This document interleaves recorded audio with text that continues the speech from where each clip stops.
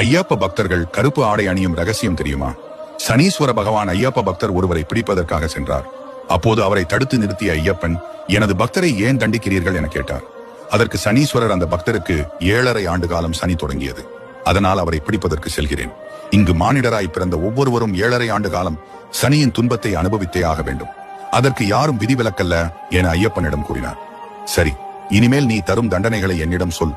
அந்த தண்டனைகளை ஒரு மண்டல காலத்திலேயே அனுபவிக்குமாறு நான் எனது பக்தர்களுக்கு விரதம் முறையில் வகுத்து தருகிறேன் என்றார் ஐயப்பன்.